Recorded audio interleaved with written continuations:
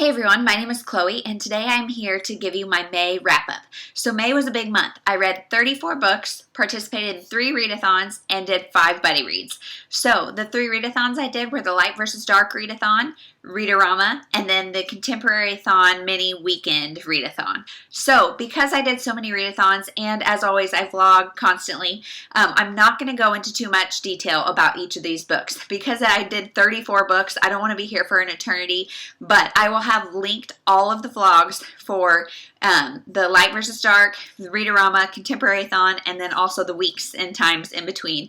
So if you are curious about more of my thoughts, you can go watch the vlogs, or you can go to my Goodreads. I'm going to talk about the books in the order I read them, so you can just go to the corresponding vlog based on the time of the month when I read them.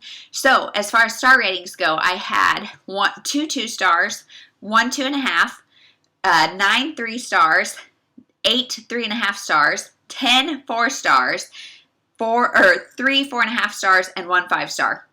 And that is awesome. It averages out to about a 3.5, which seems to be about what I've been doing lately, but 10 4 stars is really great, and I have just been having a great time this month. So let's just get into the books. Like I said, for most of them, I'm just going to give you the title, and you can go look if you want more of my thoughts, but if there's some really great ones, I will tell you more about them. So the first one I read was Dumplin' by Julie Murphy, and I gave that a 3 star. I'm going to be reading Puddin' this upcoming week, actually, for Headathon, so I'll leave that TBR down below too. Lessons in Corruption by Gianna Darling. I gave that one 3 stars, and that was my venture into the dark side, and I'm glad I read it. It was not quite for me, but it was a good story, so 3 stars. The Brave Mom, Raising Strong Girls in a Complicated World by Katie Ryan. This one was my 5-star read. It's a nonfiction just about raising girls and all the things we need to kind of keep in mind and ways to build them up that will make them strong and confident women in this world, and I just loved it.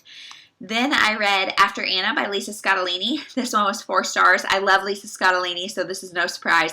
This is about a couple who she had a daughter that she gave up for adoption.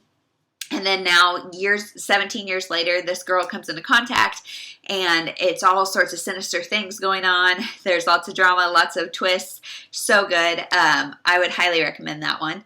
Then I read The Bride Quartet by Nora Roberts, and I did not care for that one very much. I gave the first one 3.5 stars, just kind of being generous, I think, because everybody loves it so much, and I thought I should love it.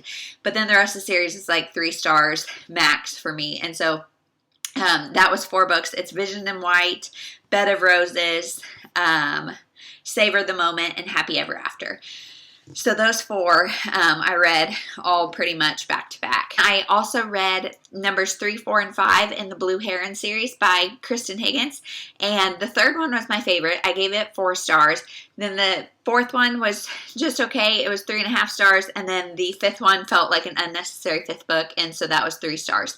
The titles of those are Waiting on You, In Your Dreams, and Anything for You. Then I read The Unexpected Everything by Morgan Matson, and I read this one with Kerryn from Rather Be Reading, and I gave it 4 stars. I really liked it. It was about a girl, it's a YA summary story about a girl who, her dad is a politician, he's involved in some scandal, and so then her world kind of gets thrown for a loop when his gets thrown for a loop, and she loses her summer internship, and she has to stay home. So she becomes a dog walker, and she meets this guy, and it's their romance, and it's just so cute. Perfect summary read. Then I read The Chaos of Standing Still, and that one I read with Kelly from Cozy Reader Kelly.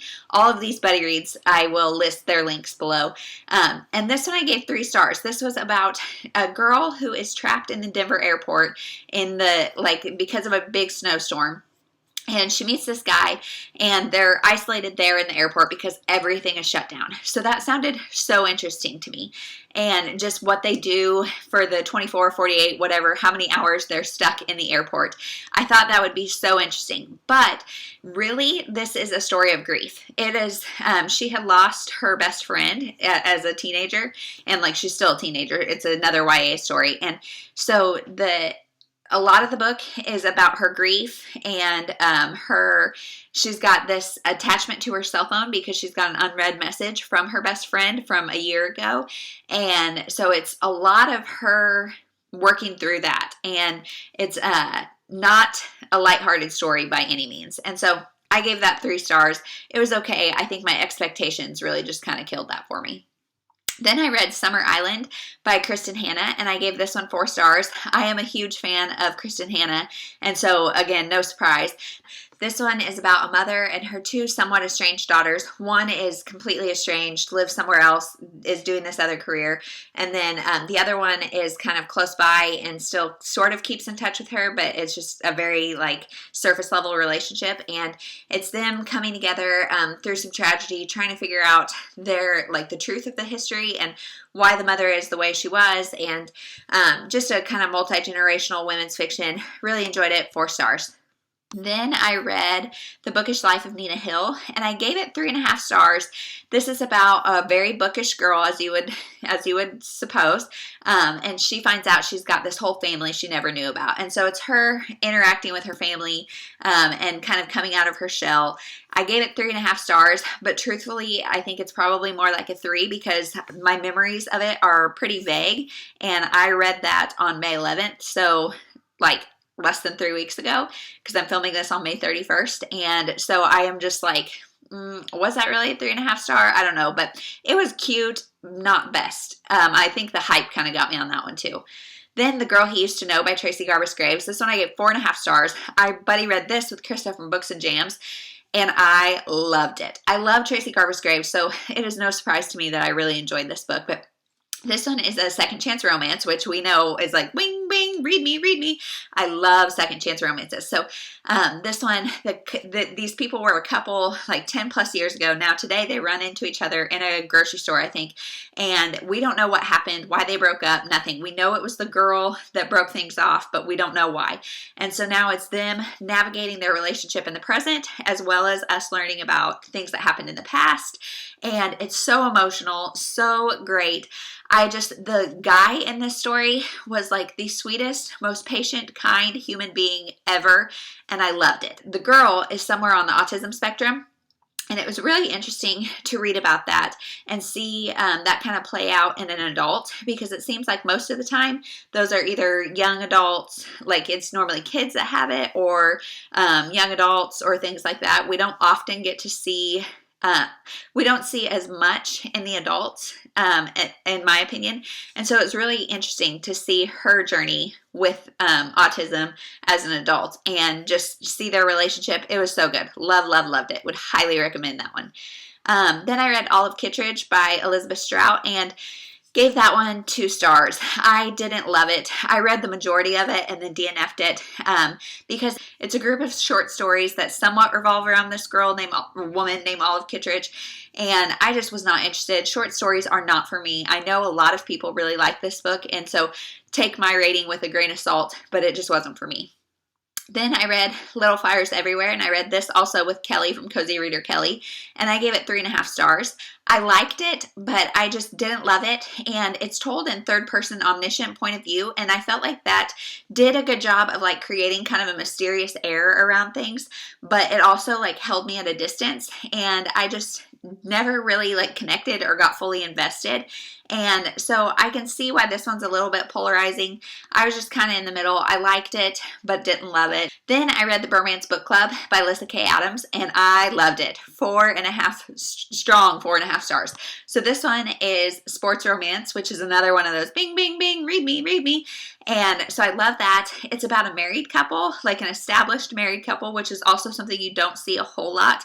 And it's about like real life issues, in my opinion. This couple has just kind of settled into this routine of not communicating, and so their marriage is in trouble. They've got twin little girls, and their marriage is on the brink of divorce. And so he is a Major League Baseball player, and one of his teammates invites him to this thing called the Bromance Book Club, and it's a secret society where all these men read romance books to try to figure out how to woo their women. And I loved it. I thought there were multiple points in this book where I laughed. There were multiple points where I was like feeling really emotional. I loved the ending. I just really I thought this book was so sweet, and I very much enjoyed it. So I would highly recommend that. I can't wait to pick up the sequel. So the next one I read was Angel of Hope by Lurleen McDaniel, and I had read the first one in this series. It's a duology. I read the first one, which is called Angel of Mercy, in April, and that one was about a girl who was a senior in high school. She graduated, decided to take a year off and go to Africa to help with like medical needs, and so we hear her story, and then she has to come back. And then the second one is her sister's story, because the main girl is planning to go back to Africa, but then something happens, she can't go, so her sister has to go in her place. And so we hear her sister's story, and I honestly like this one a little bit better than the first one, just because you already have like this characters established, you're already like invested in the world. I think both of the books are kind of like made for TV movie special type books. They're a little overly cheesy, very dramatic, very atmospheric, very emotional, but they're very YA. I don't know if that makes sense. Overall, they're very good books. I'm happy I read the duology, and I would highly recommend it. They're very, very quick. The like typography in these books is like almost middle grade, so they fly by. They're like, each book was like 200 pages ish, but they were very, very, very, very quick reads. Then I read Blue Like Jazz, Non-Religious Thoughts on Christian Spirituality by Donald Miller. This was a nonfiction that I have heard about for years and years. It's been on my shelf forever, so I decided to pick it up, and I didn't love it. I gave it 2 stars. I just did not connect with the writing style at all. It's just kind of random musings about this guy's journey with his faith and different people that he interacts with. I just didn't care for it. Then I read The Breakdown by B.A. Paris and gave this one 4 stars. I really liked this book. I really enjoyed Behind Closed Doors by her, so I had high expectations, and this one didn't disappoint. This one is about a woman who is driving home one night, and she sees another woman broken down on the side of the road, but she's on this really dangerous road. It's a bad storm. She's not supposed to be there. She told her husband she wouldn't take that road, so she decides to go home and just call the cops and see if they'll go help her. And she forgets to call the cops, and the next day she finds out the woman was killed. And so then it's her trying to figure out like what happened with this woman, because she also knows the woman. Like she didn't know at the time, but she finds out afterwards she knows the woman. And so it's her really struggling with her guilt and trying to figure out what happened. And it was very good. I would highly recommend that, and I can't wait to pick up more B.A. Paris. Then I read Unglued, Making Wise Choices in the Midst of Raw Emotions. And this one is by Lisa Turkhurst. It was a Christian nonfiction about how we react to big emotions, specifically like anger and frustration. She talks about 2 different types of people, exploders and stuffers, and within those there's 2 types of exploders and 2 types of stuffers, and just talking about like kind of how to react in a more positive way, and the benefits and downfalls of each side, why we may be the way we are, and all of that. And I really enjoyed that one. I gave it 3.5 stars.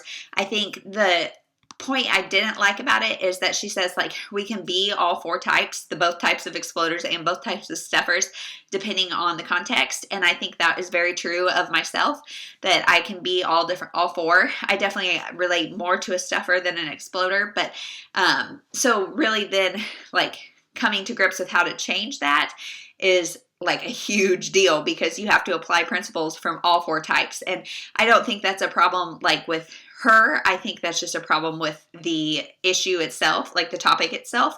And so I think this was just a really hard topic to write about. I think she did the best she could, but it was still like 3.5 stars, because it's just hard to apply that to your life.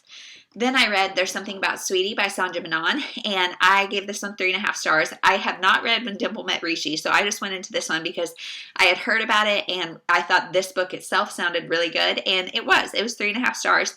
It is a YA about a plus-size girl named Sweetie, and she is plus size, yes, but she is a track star. Like, she's an amazing athlete. She is a great singer. She's a daughter. She's so much more than that, and her family tries to define her by her size, but she is not having it. She is very body positive. She's like, she knows she's badass in so many ways, and I loved seeing that. Then we also see an Indian boy whose family wants him to start dating Indian girls.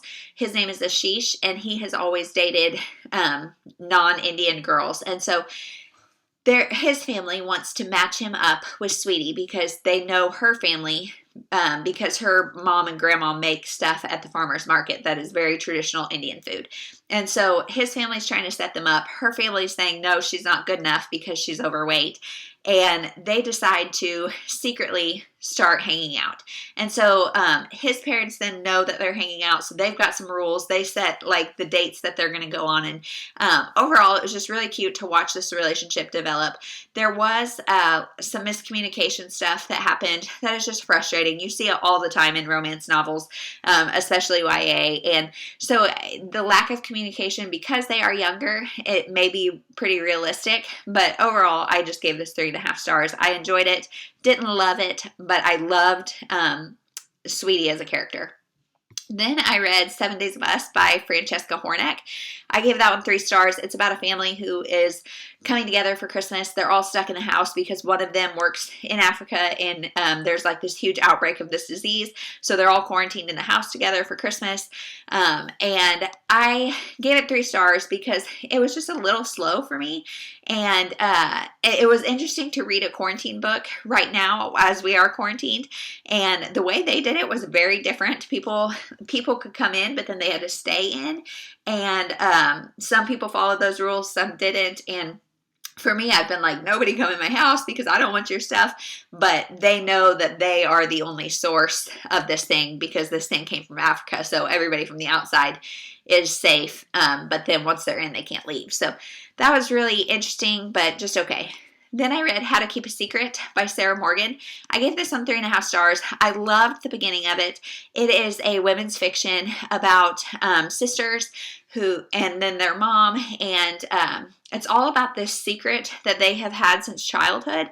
And I thought the secret was just okay. It was like not as big of a deal as it was made out to be, and so that was kind of a bummer. I really didn't care for their mother. She was not that great of a mother the whole time, and we find out why, but it just wasn't that great. One of the sisters goes through some tragedy, and so they all come back together, and it was nice to see that kind of multi-generational women's fiction. But overall, not her best. I still enjoyed it, gave it 3.5 stars. Then I read My Favorite Souvenir by Penelope Ward and Vi Keeland, and I read this for Kendra and Shelby's Book Talks After Dark, and I gave this one 4 stars. It was a strong 4 stars too. I really, really enjoyed it. It is about 2 people, again, who are stuck in a snowstorm. They're in Aspen or Vail, Colorado. I'm not sure which, but they're in Colorado. There's no hotel rooms because they are all, like, everybody can't get out of Colorado, and so all these hotel rooms are overbooked. The guy sees like a name on the list of somebody who had 2 rooms reserved, so he says he's that person, and then our female main character comes in and says she's his sister, and so they can get the 2 rooms. And so then they do this elaborate ruse saying they're siblings. They start going on these adventures together, and they decide to kind of stay in Colorado for a few days before they go back to their respective homes and spend some more time together. And then they both go back, and that's all I'm going to say. There is more to that story, and I very much enjoyed it. It was my first of Penelope Ward and Vi Keeland's like co-writing things, and I really enjoyed it, and I can't wait to read more by them. Then How to Walk Away by Catherine Sinner. This was a 4.5 star. Loved it. I love Catherine Sinner, so again, no surprise that I really like this one. But this one is about a girl who's terrified of flying, and then her boyfriend convinces her to go on this flight with her because he is about to become a pilot. So he's flying, and then he comes, and there's a storm that comes, and he's not able to land safely. So she gets trapped in there. It leaves her paralyzed. And so she's in the hospital for a really long time. And the title, How to Walk Away, is both literal. They're not sure if she's going to be able to walk again. And then also kind of deeper in that she is reevaluating her life and deciding what parts she wants to return to and what parts she wants to walk away from. And I think it was just so good. I loved it. Loved the main character. Loved, she's got like an estranged sister who the drama between the sisters isn't much, like there isn't much bad blood there, but there's a lot of drama between her sister and her mom. And her family really pulls together during this time to be here for the main character. And I just love seeing that. I like the romance in it. I very much enjoyed that story. Then I read Sugar Daddy by Lisa Kleypas, and this one I buddy read with Tia from Tia and All the Books, and another one I really was surprised by how much I enjoyed it. I gave it 4 stars. This one is about a girl who is left to raise her young sister, and her mom had like some mysterious stuff go on, and then her mom was killed in a car crash, and so we don't really know a whole lot about her mom until the end. And then this girl, she starts working in like a beauty salon, and she meets this guy who just kind of wants to take care of her. And then he's in an accident and needs like a full-time assistant, so she becomes his assistant, and that's the story. There's nothing like sexual about the sugar daddy thing, which I was surprised about, just because I kind of thought like a sugar daddy implied like a physical relationship, and in this book it is not that. And I thought that was interesting. It took a long time for us to get to like this girl's life as an adult and to get to the sugar daddy situation, kind of, but the nature of a sugar daddy like underlies the whole thing. And so I'm being really vague and not making a whole lot of sense, and really this book was kind of that same way. It was like, wait, who's the sugar daddy? What's going on? Like, and it really doesn't all come together until the end. But this is the first in the Travis family series, and I would love to read more. And so I plan to continue at some point. Then I read Head Over Heels by Hannah Orenstein, and I gave this one 4 stars. This is an arc that comes out, I believe, mid-June. I'll put the date up somewhere so you can see the date it comes out. But this one is a gymnast romance story. And so this is about a girl who was trying out for the Olympics and in the trials got injured, and so she wasn't able to go. And then so she moved to LA, started this different life. She was dating this NFL player. He breaks up with her, and she's just like, what do I do? And so she goes back home, and this guy asks her, hey, will you help me train this up-and-coming gymnast star? And so she's like, do I do it? Do I not? Blah, blah, blah, blah. And she decides to go back. And so we find out a lot about her career as a gymnast. She was coached by this very abusive man, and she had a best friend who also was like a gymnast with her, and that girl ended up marrying this abusive coach. And so this book deals with a lot of like emotional abuse, physical abuse, sexual like harassment, eating disorders, body image issues. It deals with a lot. And as she is training this new young up-and-coming girl, she really gets to work through some of that, and I loved seeing it. I loved the emphasis on mental health, and like, I mean, when you're in any sort of competitive sports, it is very driven in that your physical health is all that matters, and training all the time, eating exactly these foods, doing these things, and what that does to somebody's mental health is not even talked about. And I thought this book did a great job talking about that, and I very much enjoyed it. I gave that 4 stars. I don't know if I said that. Then I read Straight Talking by Jane Green, and this one I gave 4 stars. I love Jane Green. This was no different. This is kind of just a chick lit rom-com, very good. It's about a group of friends who are all just trying to figure out how to date in the 21st century. Our main character, she got broken up with by a guy and then kind of dates some duds, and we just are following them. It's a character study. It's cute. It's fun. I really enjoyed it. I love Jane Green. It was a perfect palate cleanser. Then I read Flirting with Pete by Barbara Delinsky, and I gave this one 2.5 stars. I did not like this one at all. It was way too long, way too descriptive. It's about a girl who, her dad has recently died. She never had a relationship with her dad, but she is like a therapist of some sort. He is like very famous in the therapy world and teaches and all of that. So she knew of him, and like they had some interactions, but not at all like father, like he never acknowledged that she was his daughter until he was dead. Then he left her this townhome. So she goes to this townhome, and she finds like this book that he has written called Flirting with Pete.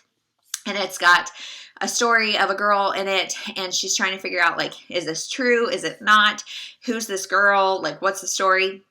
Then there's also another storyline going on about this girl who has a very abusive dad. Her dad just got out of jail for killing her mother. And so she is terrified that he's coming back into the world. And so she figures out what to do. She has a romance. Strong trigger warning for sexual abuse. This one was very hard to read at times. And overall, I just did not care for it. Then I read Keeper of the Light by Diane Chamberlain, and this is the first in the Kiss River series. I gave it 3 stars. Honestly, I didn't like it as much as I thought I would. I love Diane Chamberlain. This one was written in 1992, and I think it was just very indicative of an early author. Like, I think it may have been close to the beginning of her works, and you could tell it had this main character who, so it's about two women. One woman is an ER doctor. The other is this perfect girl that everybody loves. Like, this woman can do no wrong. The entire town loves her. She's pretty much a saint. And one night she comes into the hospital after suffering gunshot wounds to the heart while she was volunteering at the women's center. And so then the other woman treats her and she dies. And we know that from the very, very beginning. And so then it's figuring out these two women's past and how they interact, like how they intertwine. And then figuring out, like, the doctor, her husband, has been in love with this other woman forever. So then when the other woman dies, he is so grief stricken, he can't function. And it's just weird relationships. I hate the trope of, like, this perfect person, because, like, literally she could do no wrong. And she was very manic pixie dream girl. Like, she was very flighty and not reliable, and she set no rules for her kids, and yet they turned out perfect. And the world just falls apart when this woman dies. And I just didn't like it. I couldn't get on with it. So then finally I read Promises to Keep by Jane Green. Another good 4-star. This one is a lot deeper than the straight talking. It's about a family, mainly about two sisters and their story. One of them has a history of breast cancer. Major trigger warning again for, like, disease and cancer and that kind of stuff. If those are triggers for you, this is a very emotional book, so I would not suggest reading it. But that wraps up my 34 books for May. So it was a great reading month. Like I said, the 4 and 4.5 stars were so awesome. And even that 1 5-star, just loved it. I loved all the readathons. I loved all the buddy reads. I cannot wait for June. In June, I have 2 readathons planned. I'm also planning to have a baby. It's May 31st today, and she hasn't come yet. So I'm guessing she's going to be a June girl. So I'm not sure exactly what June will look like. And so I'm glad I was able to get a lot of good stuff in May. Thank you for watching. If you have read any of these books, let me know what you think. And if you have read, for, like, specifically Barbara Delinsky, I want to know your thoughts. And if you've read the rest of the Travis Family series by Lisa Kleypas, I want to know your thoughts. But any of your thoughts about any of these books, I would love to hear. So thanks again for watching. I hope you have a great day. Bye.